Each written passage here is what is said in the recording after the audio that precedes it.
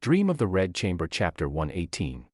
Imagine you're born into a family that is just unfathomably wealthy. Right, like wealth on a scale that's hard to even picture today. Exactly. I mean, your ancestors literally used silver to buy government positions. Yeah, they literally bought their way into the ruling class. And your biggest daily concern, as a kid growing up in this environment, is composing the perfect line of poetry. Or deciding which silk robe matches the blossoms in your private garden, right? Yeah, exactly. Just total insulated luxury. But now, imagine waking up one morning to find out that your uncles, the men who taught you to revere family honor, are actively scheming to sell your young niece to a foreign warlord. Just to pay off yesterday's gambling debts, it's incredibly dark. It is. Your fortune is totally gone. The people you trusted are turning into predators right in front of you. Yeah. So today, we are essentially watching an empire burn from the inside out. It's a terrifying premise, but it is precisely the reality we are examining today. We're looking at a society in total freefall. And that really brings us to the core mission for you, the listener. We are stepping into this incredibly dense, just brutally revealing excerpt from Chapter 118 of the monumental Chinese classic, Dream of the Red Chamber. Also known as Honglu Meng. Right. And, we aren't just reading a novel today. We are using this text as a kind of laboratory. A social laboratory. Exactly. To answer a really fundamental human question. What do people actually do when the structural bedrock of their entire reality collapses? And to truly grasp the stakes here, we have to understand the architecture of the Jia family before we watch it crumble. Because it's not just a rich family losing money, right? No, not at all. The Jia state is a microcosm of the imperial state itself. It operates on this really rigid hierarchy of Confucian duty, filial piety, and absolute obedience to seniority. So basically, your position in the family dictates your worth. Your worth, your future, your daily reality, everything. But in this specific snapshot we're looking at, the structural integrity of that hierarchy is just failing entirely. Yeah, they are hemorrhaging money. The matriarch has died. Political favor has evaporated. Yet the masters are still desperately panting through this performance of aristocracy. It's performative survival. They're trying to enforce the rules of a game that literally no longer exists. That's a great way to put it. And I think the most visceral place to start is with someone who looks at this failing system and just decides to completely opt out. Oh, definitely. You're talking about Shichun. Right, Shichun. She's one of the young women of the noble house, and she decides to build her own escape pod, basically, by announcing she is going to become a nun. And Shichun's decision is an absolute structural earthquake for this family.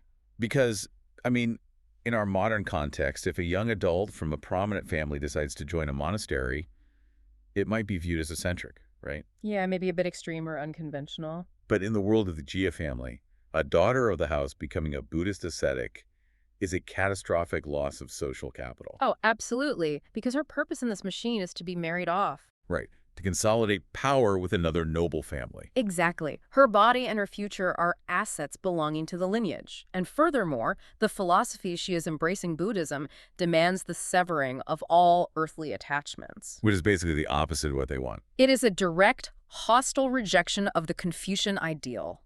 Because Confucianism demands lifelong devotion to your parents and ancestors. So to leave the secular world is to basically declare that the family's entire value system is spiritually bankrupt. Yes, it's a massive insult. So predictably, the elder women of the family, specifically Wang Furen and Xing Furen, they just launch into total crisis management. Total panic mode. They weep, they beg, they try to throw the brakes on this whole thing. But Shichun is just stone cold resolute. She has looked at the rot in her family, and she refuses to participate anymore. She's totally done. Yeah. So the elders, realizing they can't physically force her to change her mind, construct this bizarre compromise. This is where it gets really fascinating. Right. So Wang Furen tells Shichun, essentially, that she can practice her religion, but with conditions. Strict conditions. Yeah.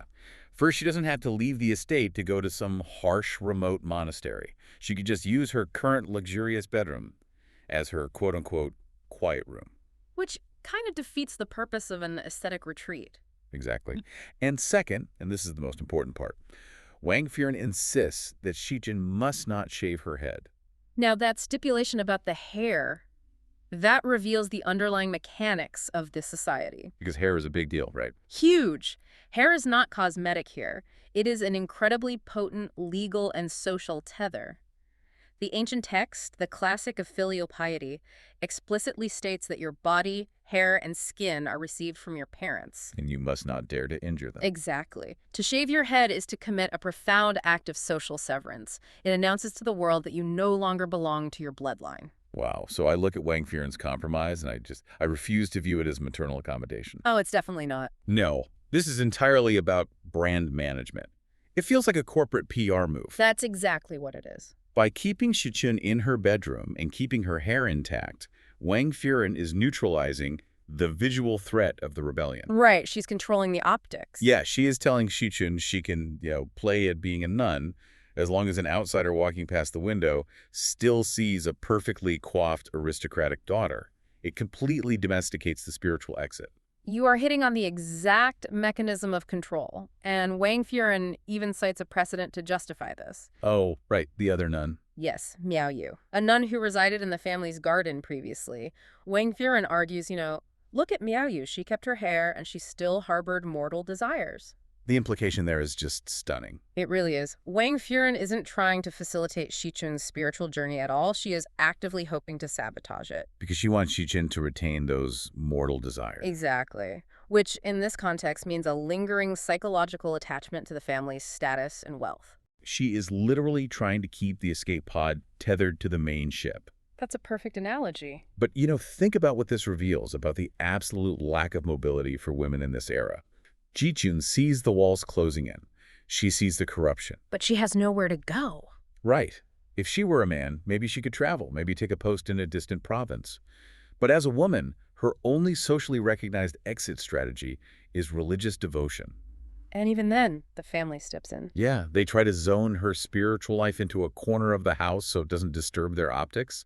It's just wild. It is a suffocating reality. Wow. The social structure permits no unapproved vacuums. Yeah. Even when Shichun successfully establishes this boundary, retiring to her room to chant sutras and ignore the outside world, her withdrawal immediately creates a logistical vacuum. Right, a vacuum that forces the people below her to make some really terrible choices. Yes, because a noble daughter, even one who claims to have renounced the world, cannot simply fetch her own water and cook her own meals. God forbid, right? Exactly. The machinery of the estate demands that she have a staff.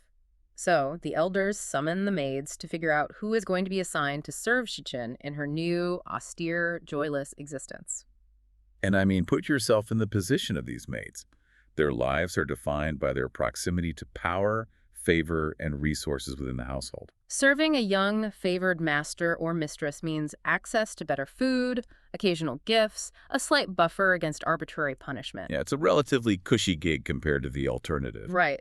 But serving someone who has sworn off all earthly pleasures, someone who will spend her days in silent prayer, and who offers absolutely zero path for social advancement within the estate. It is a career death sentence. Utterly. So you can almost hear the crickets in the room when Wang Furen asks for volunteers.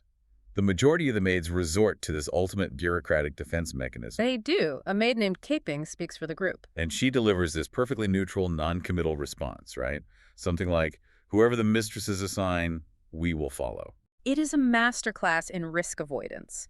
Caping is relying on the inertia of the hierarchy. She is projecting total obedience to mask her absolute desperation not to be chosen. Exactly. She throws the decision back to the authorities, hoping the statistical odds will just spare her.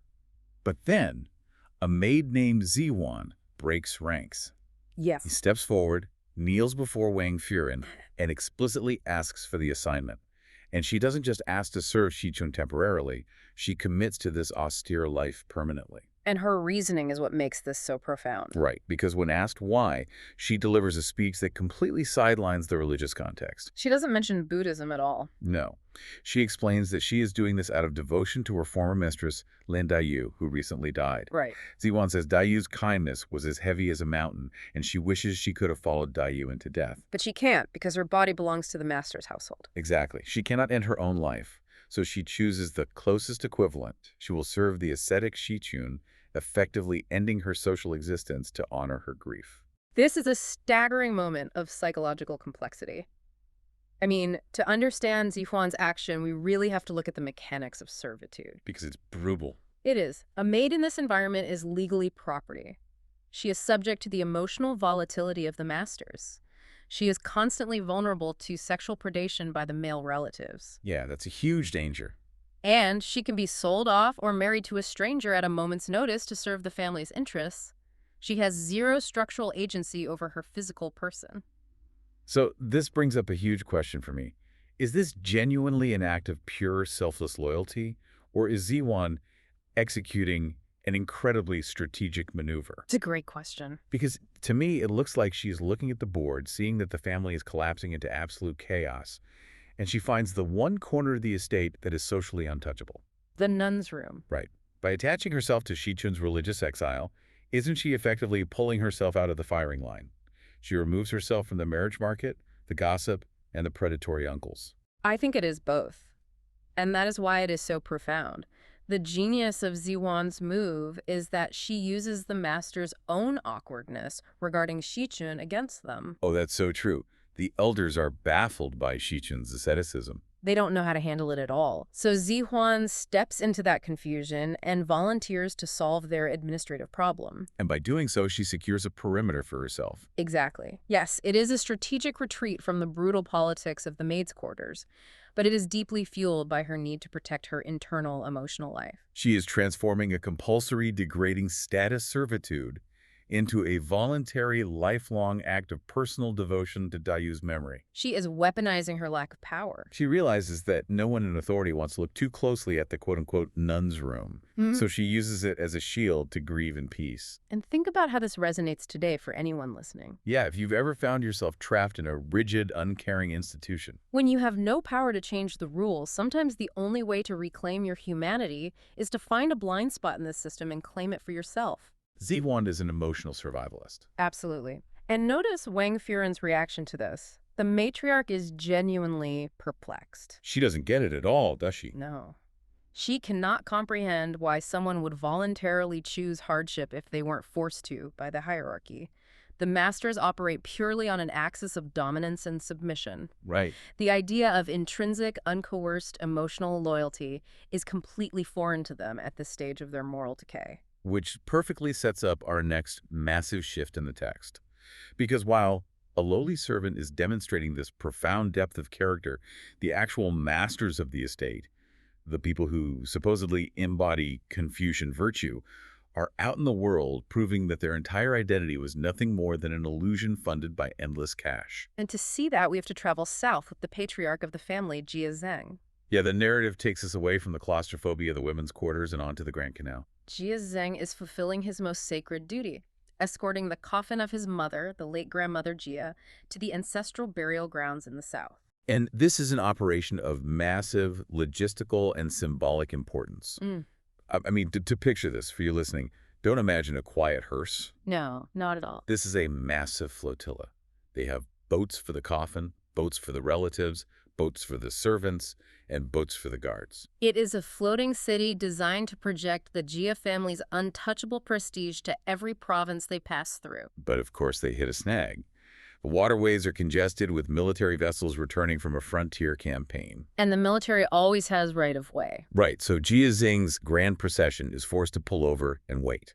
And this delay exposes a critical structural flaw. Jia Zheng has run out of money. Which is just wild to think about. Well, the daily operating costs of this flotilla are astronomical, and the family's wealth at the capital has already been hollowed out. So here is the patriarch of one of the highest-ranking families in the empire, stranded on a riverbank, entirely illiquid. He needs a bailout. So Jia Zheng writes a letter to a man named Lai Shangrong. Now, we have to look very closely at the power dynamics here because this is fascinating.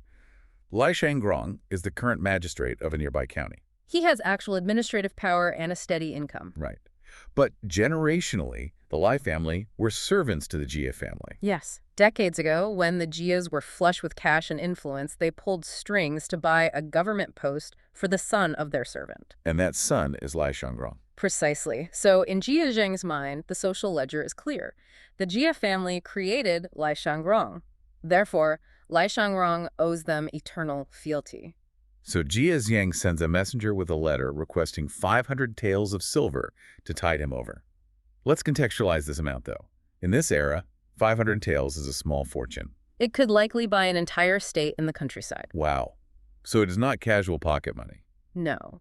But Jia Zhang isn't asking for a loan in the modern sense. He is demanding a dividend on a generational investment. He is calling in a chit based on an assumed eternal hierarchy where the Jia master commands and the Lai servant provides. But the messenger returns from the magistrate's office with a devastating reality check. Oh, this part is amazing. Lai Shangrong writes a letter complaining about poor harvests, complaining about the difficulties of his post, essentially giving a long sob story about how broke he is. And he sends back 50 taels. 50 taels, exactly 1/10 of the request. This is an economic margin call.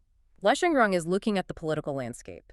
He knows the Jia family is in terminal decline in the capital. He knows they are losing favor with the emperor. So the 50 taels is not a genuine attempt to help. Not at all. It is a calculated insult. It is a severance package.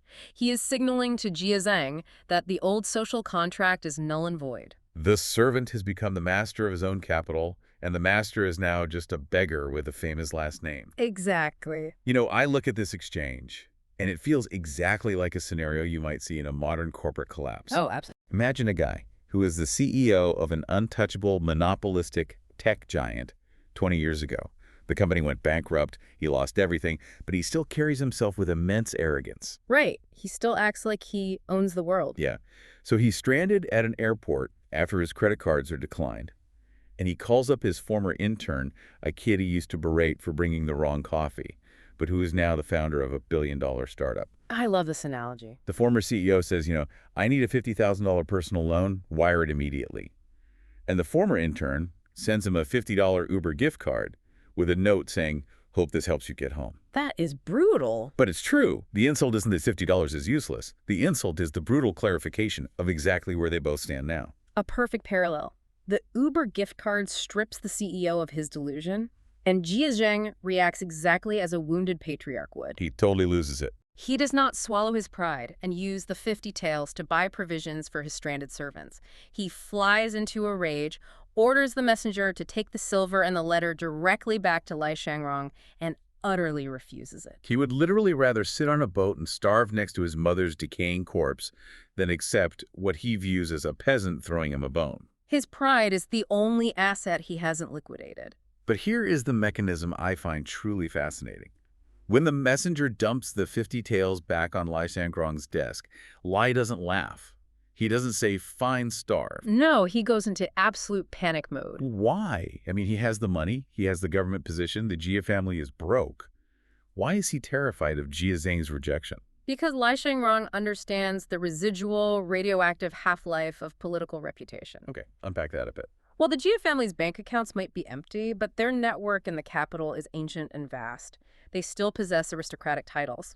Lai realizes that by insulting Jia Zhang, he might have triggered a spiteful reflex. Jia Zhang is stranded now, but if he manages to write a single letter to a high-ranking friend in the imperial court, he could easily have a minor county magistrate like Lai stripped of his post, audited, or exiled. So the whole power structure is just a hologram fueled by mutual paranoia. That's exactly what it is. Lai Shangrong is terrified of a ghost. And to protect himself from the phantom wrath of the Jia family, Lai immediately writes a frantic letter to his own father in the capital, begging him to resign his post, citing a fake illness. He would rather give up entire career than risk the vengeance of a broke old man. It demonstrates that in a declining system, the fear of consequences outlasts an actual ability to enforce them. Both men are operating on delusions. Jia Zhang believes he is still a commanding lord. Lai Shangrong believes Jia Zhang is still a lethal threat. Neither is true. Neither is true, but the friction between those two delusions dictates their reality. And as we will see, this tension between the illusion of power and the brutal reality of having no resources is exactly what causes the morality of the family back home to completely implode. Because while Jia Zhang is playing these hollow power games on the river, the relatives left managing the estate decide they need capital. And they don't care whose life they have to destroy to get it. This brings us to the darkest, most irredeemable subplot in the entire text. Yeah, this is where it gets incredibly grim. The estate is bleeding money. The debts are mounting. 3 men of the family, Jia Yun, Jia Huan, and Wang Ren, uncles and cousins to the main bloodline. They concoct a scheme to generate both wealth and political leverage. And they target a vulnerable young member of the family, a Qiaoji. And let's be incredibly clear about the mechanics of what they are plotting here.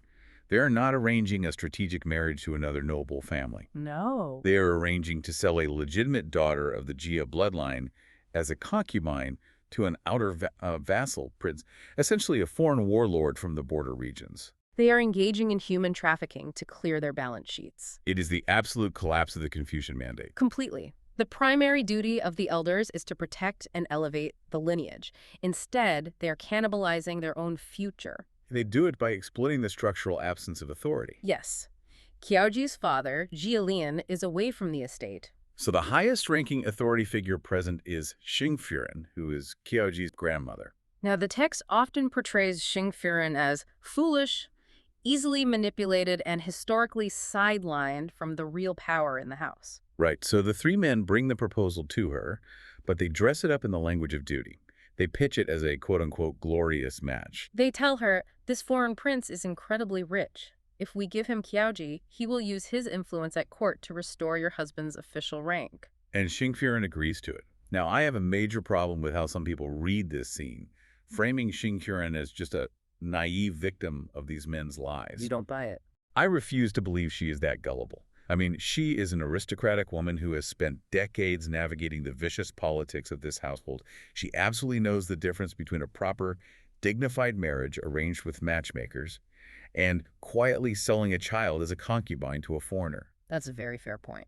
To me, she is willfully blinding herself. She is looking at the price tag, the restoration of her husband's rank, which elevates her own status, and she calculates that trading the little girl's life is worth it. The glorious match pitch is just the polite fiction she needs to sleep at night. Exactly. And your assessment aligns perfectly with the psychological underpinnings of systemic corruption.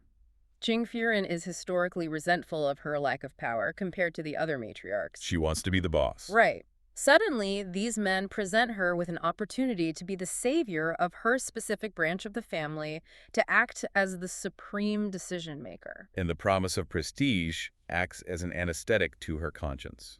Acknowledging the truth that she is sanctioning the sale of her step-granddaughter into sexual slavery would shatter her self-image. So she violently embraces the delusion that it is a strategic marriage. But the truly terrifying part is the reaction of the people in the house who do see reality clearly. Xingfuren and Pinger. Right, Wang Furen, the other matriarch in Pinger, are fiercely loyal maid to Qiaoji's family. They both realize exactly what is happening. They know it is a catastrophic moral crime.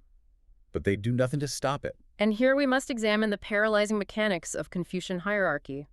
Why does Wang Furen, a woman who wields significant influence, stand by and weep while a child is trafficked? It's because of the seniority rules, isn't it? Yes, because Xingfuren is the wife of the elder brother.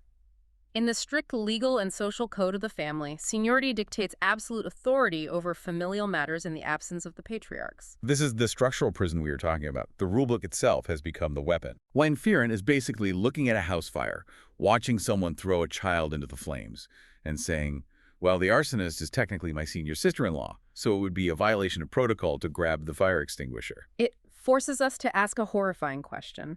What happens when doing the objectively right thing fundamentally requires you to violate the foundational laws of your entire universe? You just freeze. For Wang Furen to actively intervene and stop Xingfuren, she would have to openly rebel against the core tenet of Confucian seniority.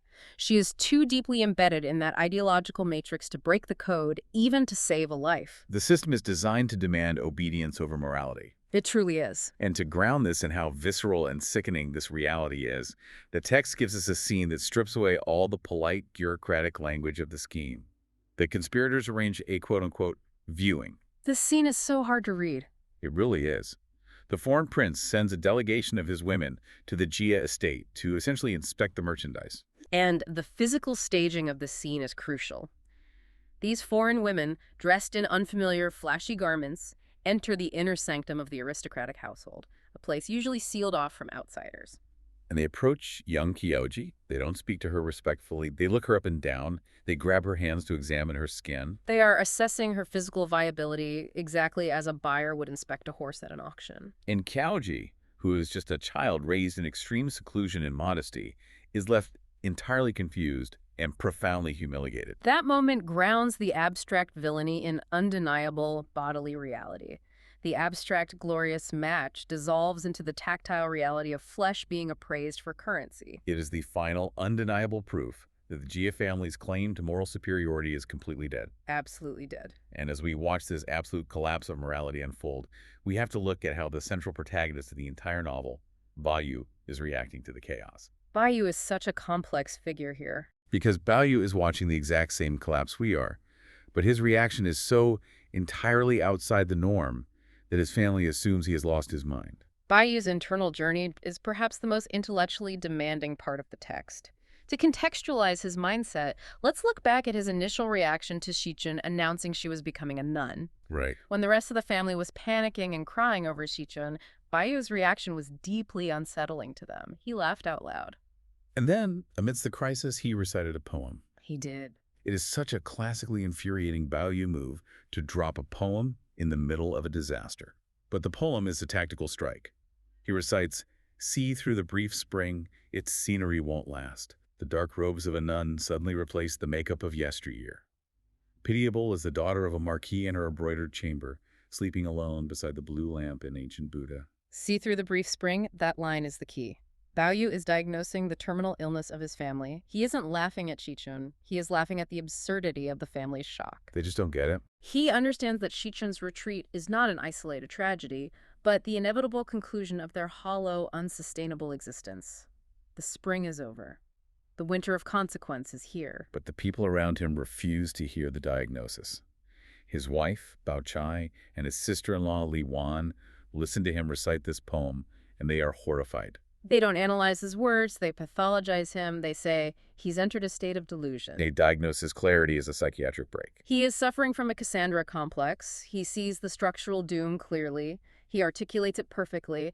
And because his truth contradicts the required social delusion, he is treated as a madman. But the world doesn't allow him to just sit in his room reciting prophetic poetry. The machinery of the state intrudes. It always does. A letter arrives from Ji Zheng, the very same patriarch currently stranded on a boat refusing 50 taels. The letter demands that Baoyu and his young nephew, Jialan, must immediately begin rigorous study for the upcoming Imperial Civil Service examinations. This command from the patriarch sets the stage for a massive ideological war within Baoyu's chambers.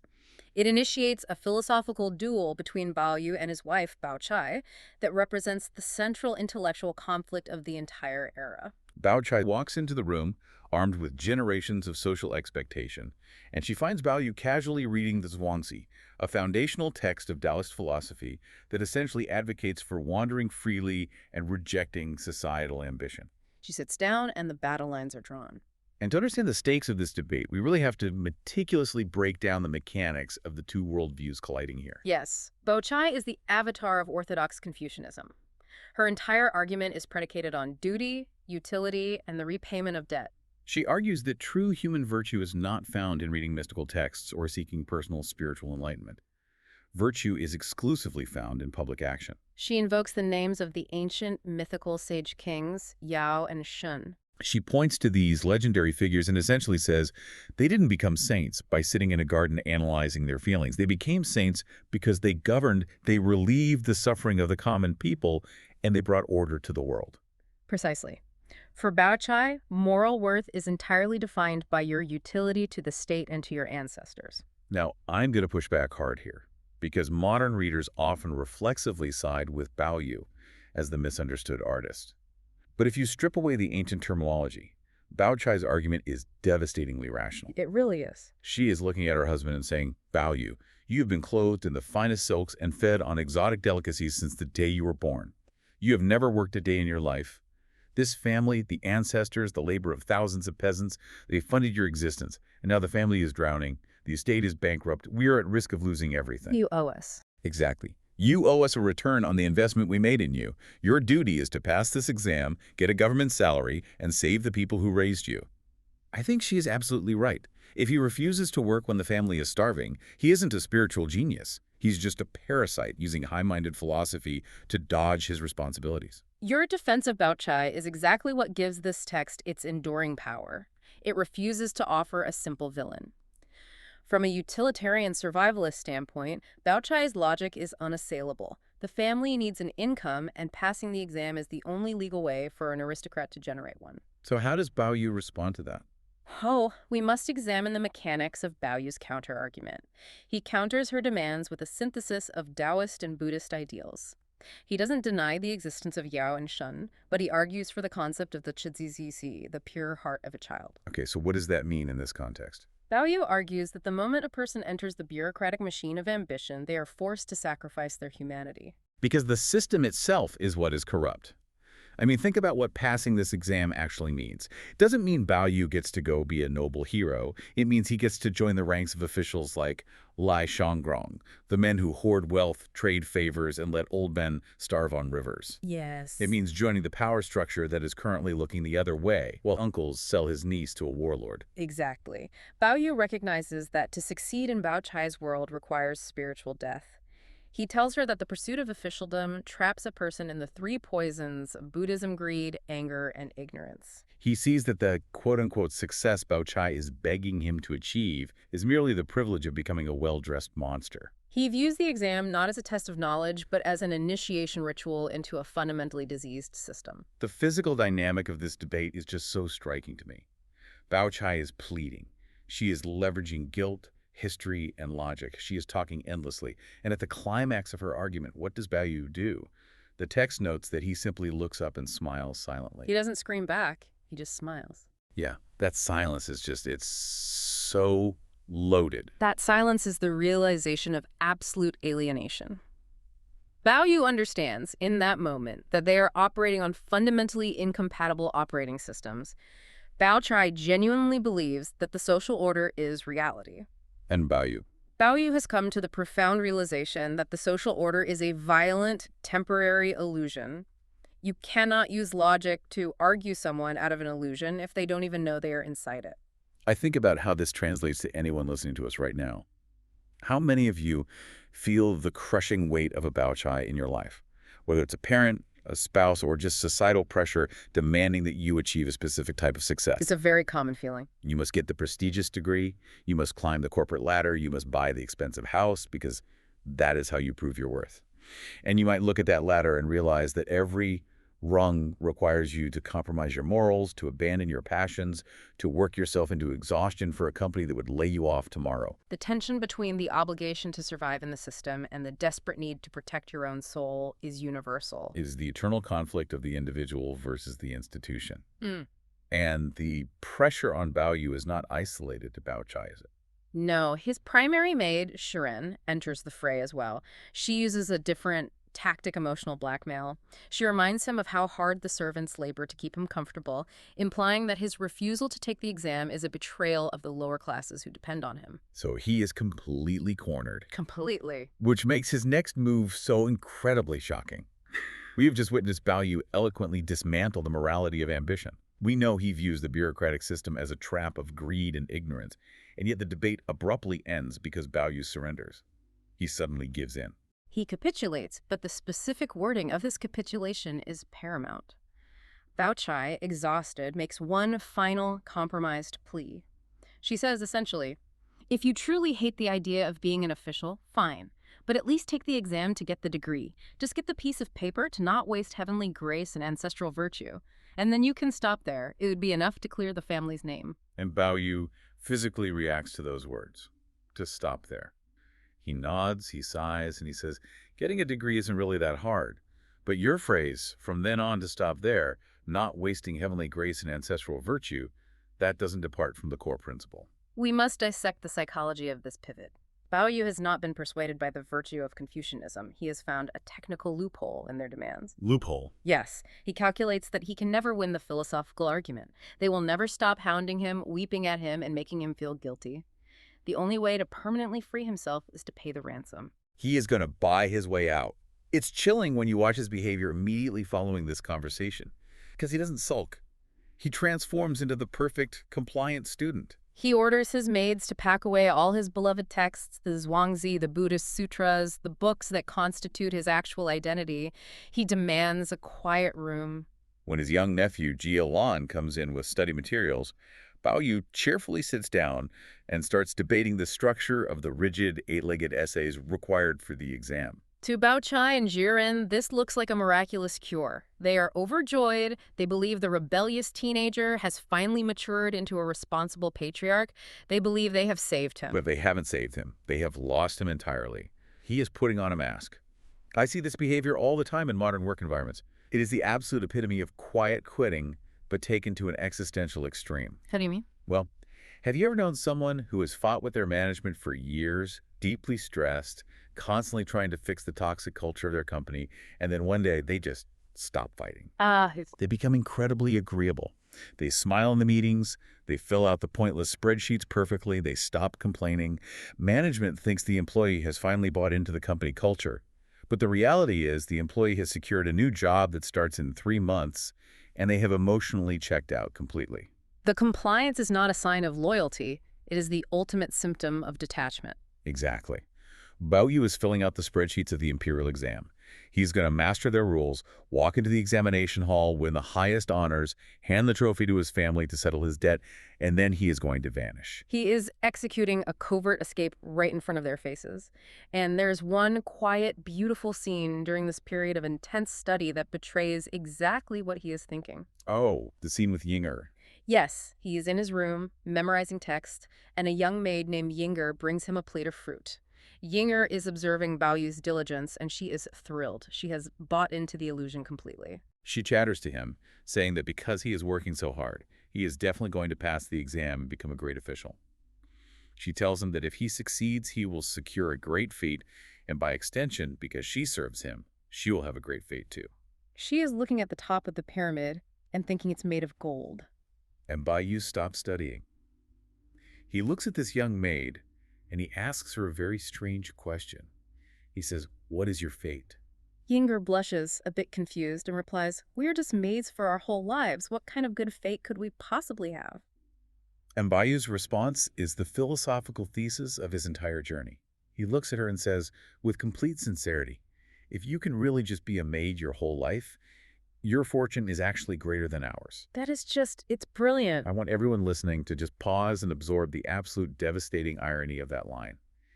Yinger believes that to be a master, to have power, ambition, and the weight of the family on your shoulders is the greatest blessing in the world.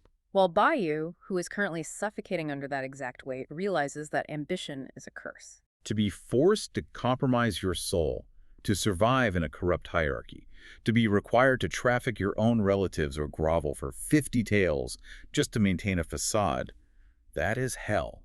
Baoyu recognizes that Yinger's lack of societal ambition is her shield. Because society expects nothing grand of her, she's not required to participate in the moral rot of the upper echelons. To live a simple life, unburdened by the terrifying machinery of success, is the true blessing. He is basically telling her, you are so lucky you are not allowed to play this game. And the fact that he says this while his desk is covered in exam prep materials just highlights how deeply undercover he is. He is mastering a system he actively despises, purely to earn the right to leave it.